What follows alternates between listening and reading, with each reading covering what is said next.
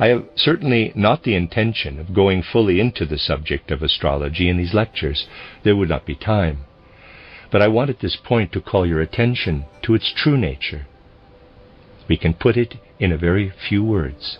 As what man is today stands written in the heavenly spaces, in the writing of the constellations of the stars, so stands written there too what is yet to happen with him. This is the ground of true astrology. You will see at once from what we have been considering that you really only need to know occultism, and you have at the same time the root principle of astrology. This will show itself all the more clearly as we now go on to describe the second stage of initiation.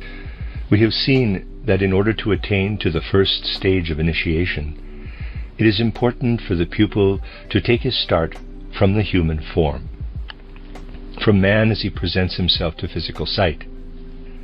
For the next stage, he has to choose something else as his starting point, namely the inner movement of man.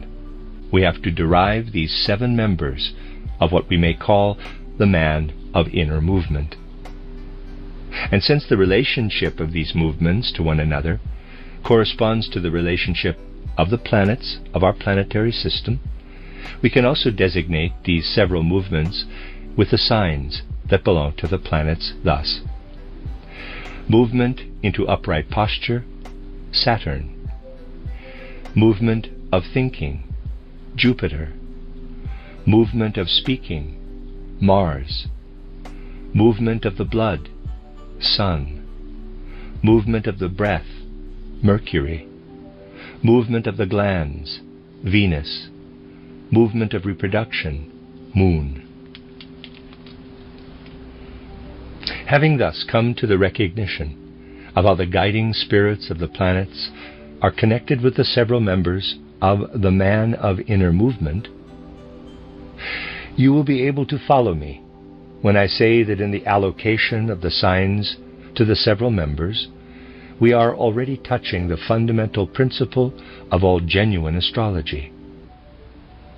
Recall the connections we have been considering, and you will recognize that there lies inherent within them the principle of true and genuine astrology, which has its source in nothing else than in the great and significant fact that man is born out of the world all, that man is in very truth an epitome, an extract of the whole world all. 7 spiritual beings are thus brought to our knowledge. And here we discover something that is of peculiar importance. Among these 7 spirits is the spirit of Venus, whom we have already come to know as Lucifer. Lucifer shows himself in 2 distinct forms. Lucifer can manifest in 2 forms. The first time he manifests is at the crossing of the threshold, and when the pupil turns to look, lo, it is the dragon, of which we spoke yesterday. Therefore is this form also called the first form of the guardian of the threshold. But now at the second stage of initiation, a new revelation comes to us as the spirit who is essential to man's being, so that when Lucifer shows himself in the second stage of initiation, he at once reveals himself as a planetary spirit, taking his place among the 7 regions of the planets as among his brothers. As we proceed further on the path of initiation, we come to another striking and significant experience, that when we call to remembrance the thought of Christ, we have then something we can carry across into the other, the supersensible world. He enabled us to carry over that he can remember his I when he is in the higher worlds. Without the Christ impulse, this cannot be done.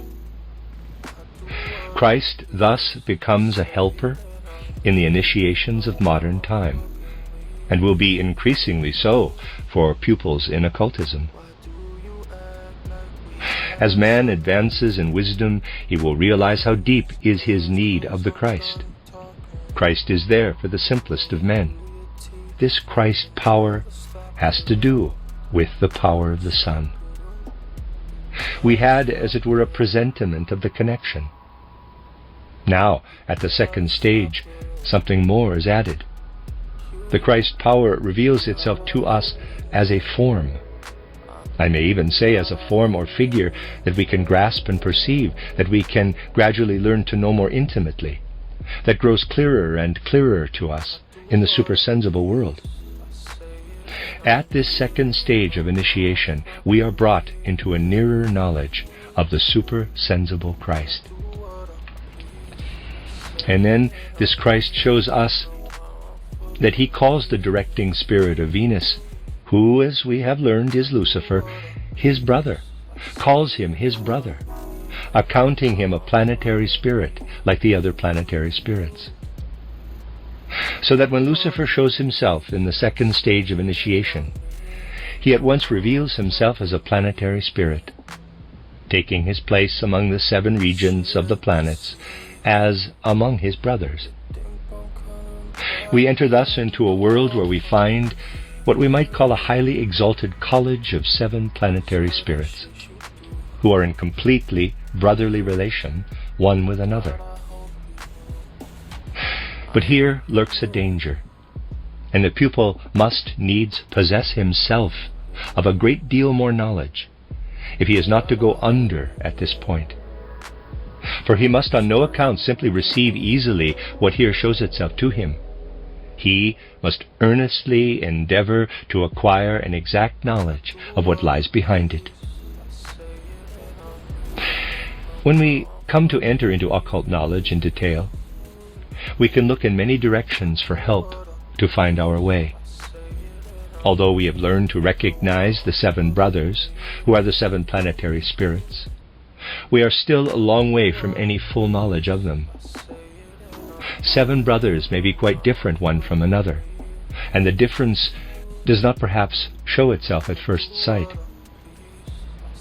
We have to look a little nearer. We have to study them in detail, if we would gain a more intimate knowledge.